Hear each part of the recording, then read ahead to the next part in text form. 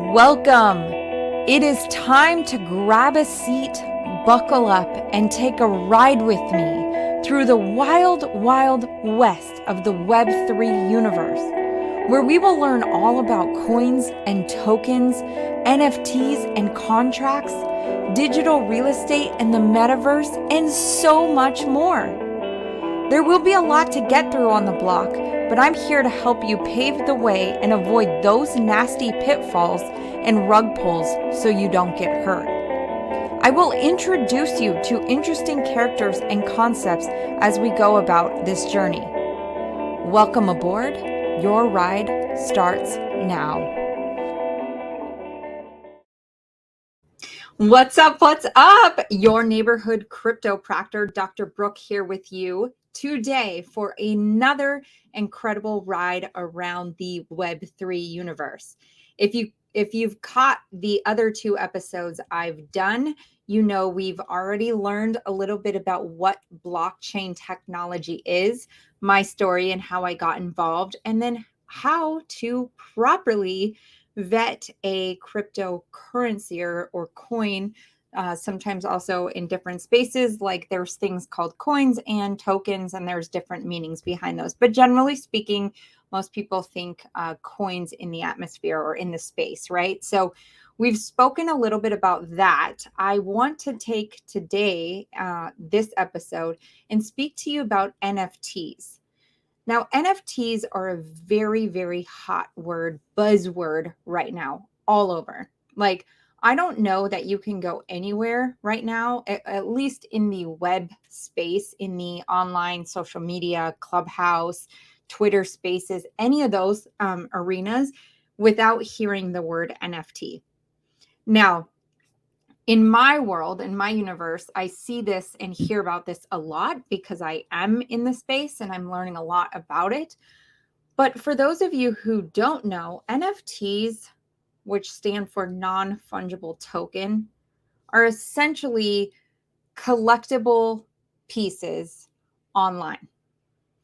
So I know a lot of people have told me they can't understand why somebody would spend thousands of dollars on some pixelated image and blah, blah, blah, blah, blah. But the truth is, when you look at it, it's not, yes, it is a pixelated image. And yes, there are collections, collectibles in the NFT space, but there are also hundreds and hundreds of NFT projects coming out that have a lot of utility behind them. So what does that mean? What does having an NFT with utility mean? That's something we're going to get into today. But before we get into what that is and why that's important, let's first understand the concept of these. So think about going to your favorite concert, right? You go to your favorite concert, you buy the band tee, you get the, concert list, the cities on the back of it. You're, awesome. You feel really good. You saved the stub, right? A lot of people had in the past have saved their stubs from the concert and they collect it. Oh, I've been to, every single Coachella's ever since it existed. And look at all my concert tickets. Well, there's no actual, you have ownership of that. You know that you've been to all those, but like for someone looking from the inside, they're like, oh, cool, that's yours. The difference between NFTs and typical collectibles is that there is a actual like physical ownership to it. So just having a profile picture of something on your, it's like, oh, I own these Nike shoes, right? And you have a picture of that on your social media channels. Great. But that picture does not necessarily grant you ownership of those shoes. You have the shoes, you own them physically. But in the web space, it's like, oh, okay, cool. That guy's got those shoes or that girl's got those shoes, whatever. Like nobody is like, whatever, right? In the NFT world, when you own an NFT collectible or an NFT with utility, it is yours. It is yours. There is like information on the blockchain that points that asset to you. Now, why does that make a difference? Why does that matter, Brooke? Like, why do I care about having these digital assets pointing to me? Well, Why do you care about having a Facebook page? Why do you care about having an Instagram? When Web 2 started kicking off and social media started becoming more a thing, and people like businesses were getting involved and big institutions, and then it became, who are you if you don't have a social media profile, right? This is the turn of this industry, or this turn of this entire technology that we are experiencing right now. Because people are going to be defined by what they hold, what kind of things that they have in their NFT collections. They're going to be, there's going to be some clout around, oh, I got this piece or I have that. And it's going to offer you a lot of perks and benefits as the holder of that NFT.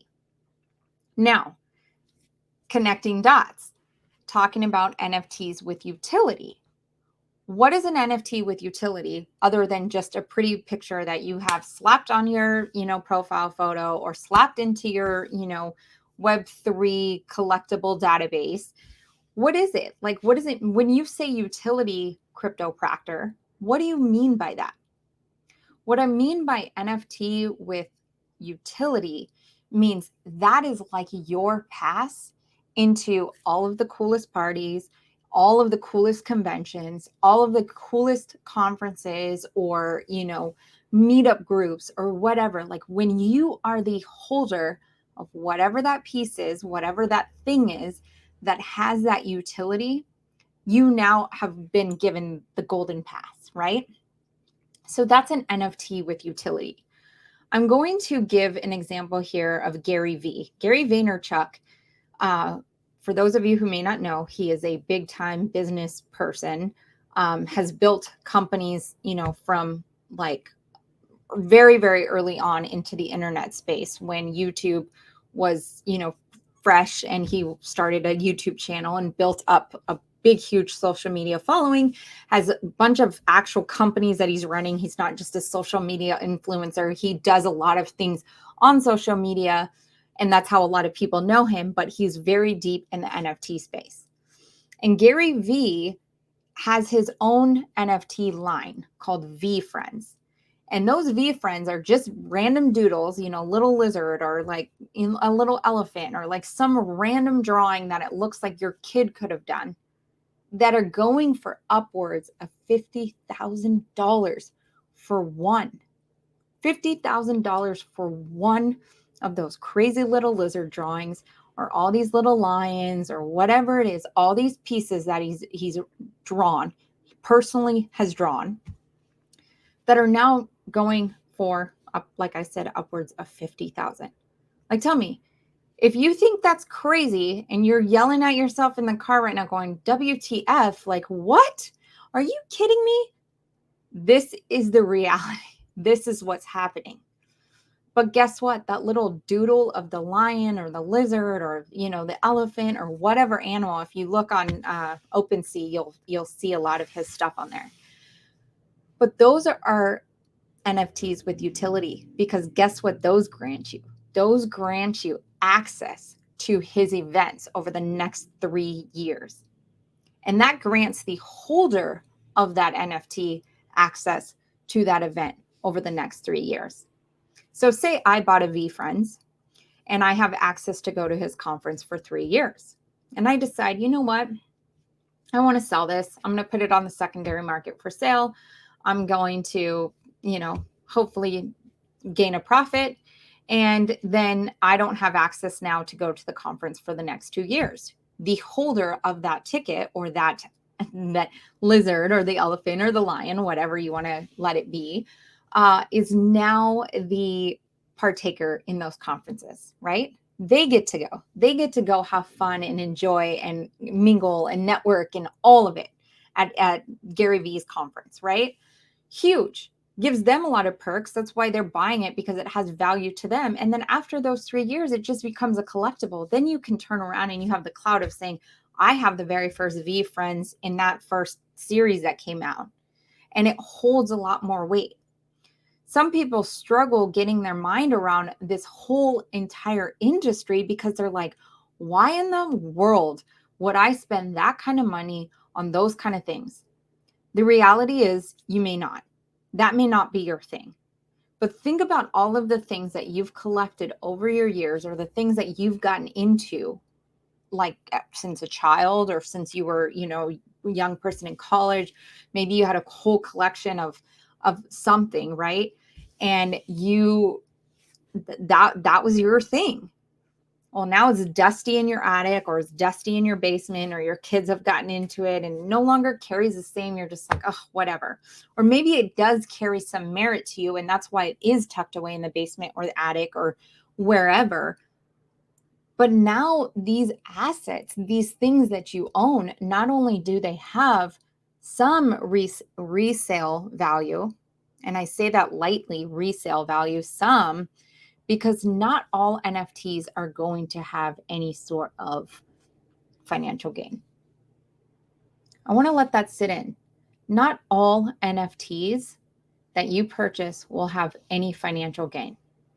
In fact, as we sit here in the year 2022,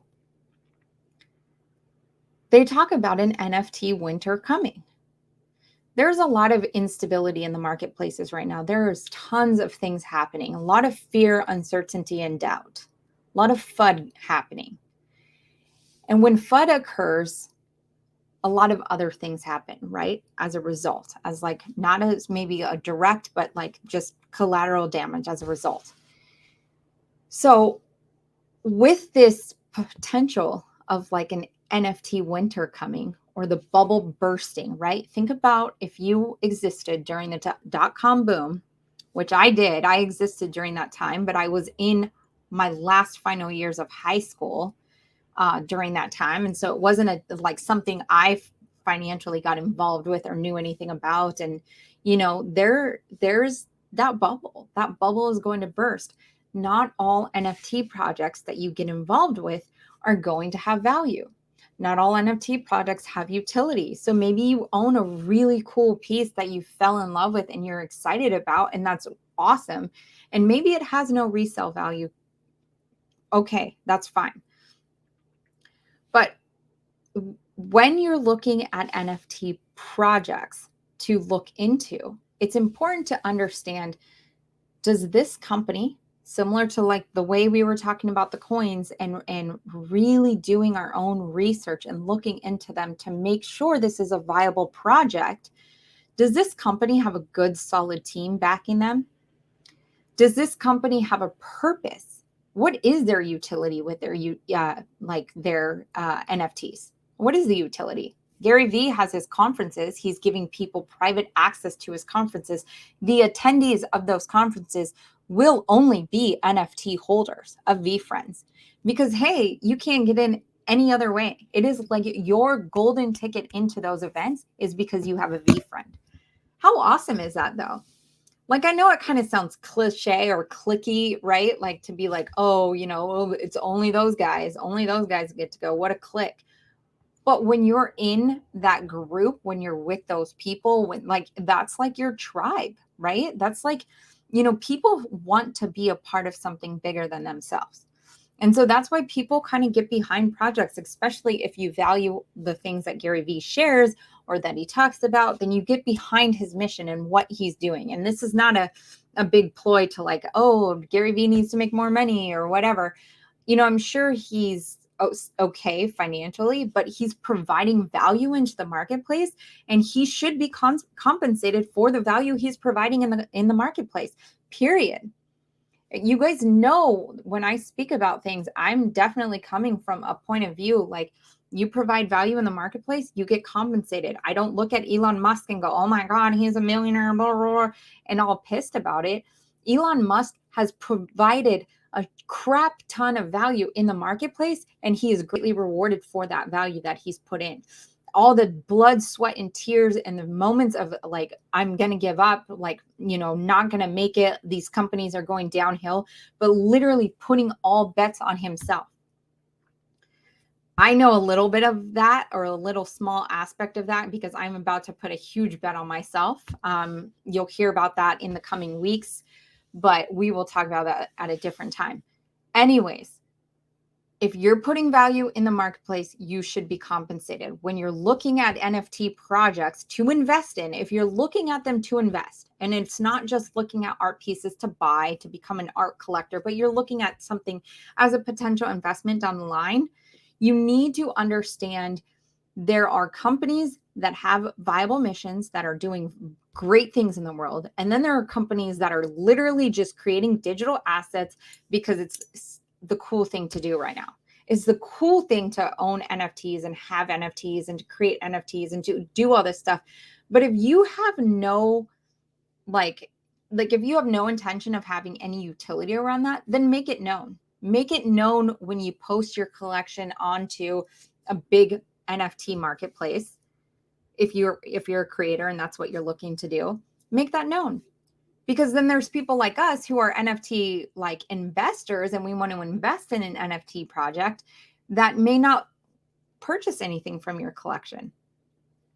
That's getting to the whole other side of it. And I apologize because now we're talking like from the creator aspect, but from just an NFT consumer or a purchaser, like you have to understand there are people out there that are buying digital land in the metaverse. Digital real estate. Yeah, that's happening. Digital real estate. There's things happening like a Skyverse. So instead of just the metaverse land, there's all kinds of lands on top of clouds. Skyverse. That's another NFT project. An NFT project that I have really been bullish on has been a company called Dogami, Dogami, Dogami, French company, incredible roadmap, incredible team, incredible backing. They just got a huge deal with The Sandbox, which is a big, huge front runner in the metaverse space. That's actually a company you can buy digital real estate in. And they are, partnering with all kinds of people. So owning an NFT of Dogami is actually an investment. It's a huge investment for me because this is a lot of upside potential in a project that's moving forward. So NFTs, they're not all crazy. They're not all, just random pieces of digital JPEGs or Twitter writings or whatever, but they are literally asset pieces that you own that can be an identifier of who you are to somebody else. And I know that sounds weird. Because when I heard it, I was like, what do you mean? Like, why would my NFTs define who I am? But think about it, like the art, the way we decorate our homes, the way we create our space, the way we do things in our life is a projection of who we are and what we stand for and what we like. And, all of the things about us. Some people prefer this and some people prefer that. And so the collectible, the digital assets, the NFTs that we carry are going to be those little, snippets of who we are. And they're going to tell a lot about us. And guess what? We get to tell the world more about ourselves too through these collections. We get to engage with an incredible community, whatever community you choose to get into, and, just really get to experience things. So I hope this was helpful in a little bit of understanding of NFTs and how they work. The nitty gritty details of actually going through and purchasing an NFT, that is not going to be done on these podcasts. This is more overarching, getting you an idea of Web3, of NFTs, why they're important, what they're going to be doing to our entire ecosystem and our entire financial marketplaces. You guys, Nike is creating shoes in the metaverse. Louis Vuitton is creating handbags in the metaverse. Alexander McQueen, if you don't know him, he's a designer, is creating pieces in the metaverse. Now, these are huge, huge, huge people in the space creating all sorts of different things as NFTs. So if they're getting behind this, this is not just a fad. This is not just a trend. This is not something that is going to go away tomorrow. This is something that's going to stick around. It's going to go through its, like upheaval. It's going to go through its struggles. There are going to be projects that you own that have zero value whatsoever. but that's okay. Like if you're getting into the NFT space to invest, make sure you're looking at everything: official links, website, team, roadmap, all of it, all of it. Connect with their Discord channels, connect with their Twitter, make sure there's a lot of commotion and a lot of people. And the other thing about NFTs that I do want to mention before jumping off here is there's a term called whitelisting. And you'll hear the term whitelisting when you're trying to get an NFT or when you're trying to like get involved in a project. If it is very difficult to get involved, if it's very difficult to get a whitelist spot, watch out, because that actually is a good thing. It's actually a good thing to have a difficult time getting a whitelist spot, because that means there's a lot of buzz around that project. There's a lot of people following it.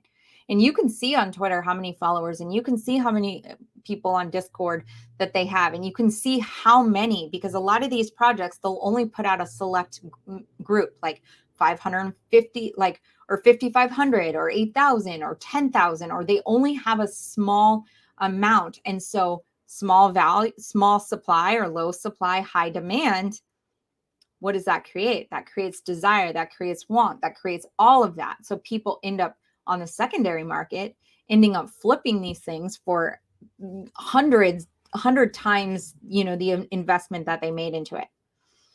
So understand, hard to get on the whitelist, great project.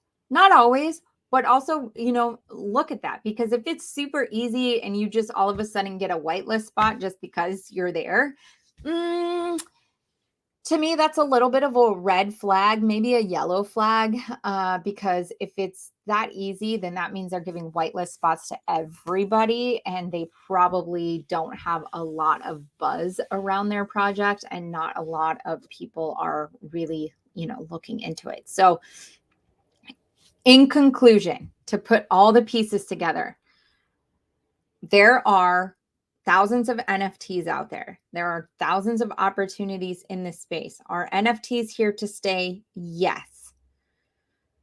At some point in time, we will all have an NFT. We will carry an NFT. We will have an NFT in some wallet of some sort. Side note, little sidebar, because you may hear people talking about NFTs and tell you that you have to go open up a MetaMask wallet and get OpenSea, and then you can buy NFTs through there.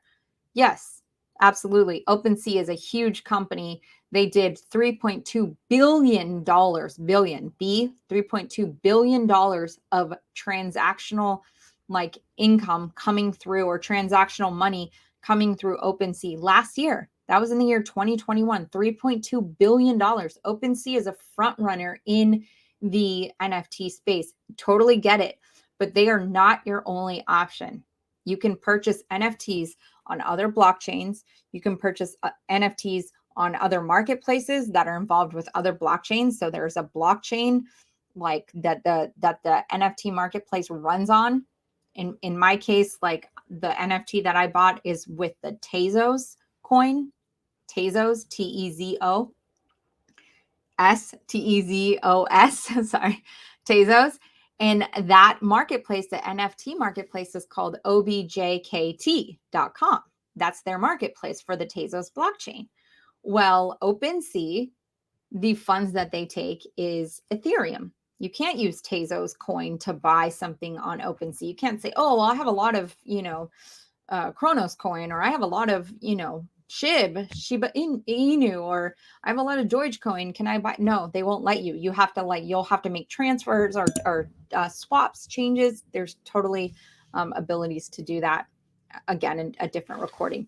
But NFTs can be bought on many different marketplaces, many different platforms, and you just have to if you find a certain collection that you love and it's running on, a different one, you just go to that one and you make sure you have the coins to mint and do all that. Minting is the process of gaining ownership. So they own the collectibles. If you get the white list spot and you get the minting, basically the minting says, okay, now Brooke owns that dog. She is in like ownership of that dog. We were the creator. She owns it now. She can do what she wants with it, from here on out. And that the company, the project, will take a royalty for each of that to keep the rest of the program going. So understand there is some of that also, but that is just to continue to keep the project moving forward. So NFTs, here to stay, something definitely to look into, something to learn, or something to get a lot of understanding about.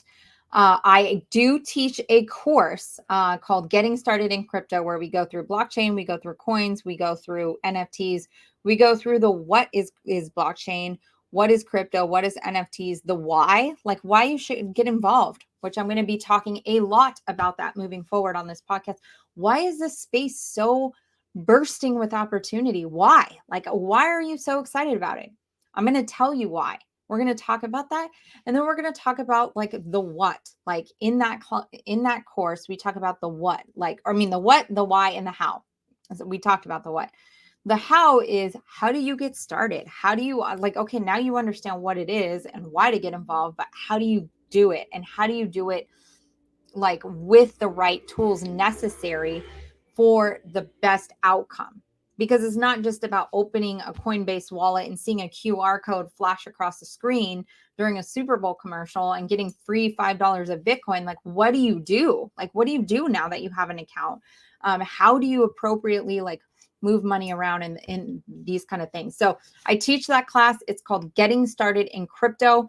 I also have a Patreon account. A link is down in the show notes. It is down in the show notes for Patreon. There's different membership levels. If you want to be a part of a bursting community of people who are looking to learn so much in this space and want to really get their hands dirty and learn a lot, and maybe you don't. Maybe you want to start out on the sidelines and kind of just get your feet wet, dabble a little bit, watch what I'm doing with the other members. There is a level for you, and that is the Kitty roller coaster ride. All of them are named after roller coasters because we are riding the roller coaster of the Web3 universe, and would love to have you join. So if you are ready to take it to the next level and you want to learn more, connect with me there. You will have access to the Getting Started in Crypto video recording course once you sign up at any level. So you can go ahead, if you sign up at the $5 level, you can go ahead and get into that course very easily from that. And that is a steal, guys, because that course, my viewers or students have paid way more to take that course than they have in getting the Patreon. So that is just my gift for you for taking initiative and getting started. On that note, have a wonderful day. We are ending the ride here. Exit to the right, and we will see you on the next one. Have a great day. Bye-bye. Congratulations. You made it through another round on the block with Dr. Brooke. I hope you laughed and learned a bit more about this crazy Web3 universe, but how simple and fun it can really be. Would you be so kind as to leave us a review and share it with your friends?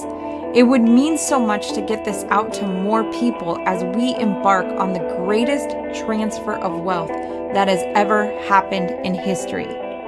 Hope you enjoyed yourself. We'll see you on the next one.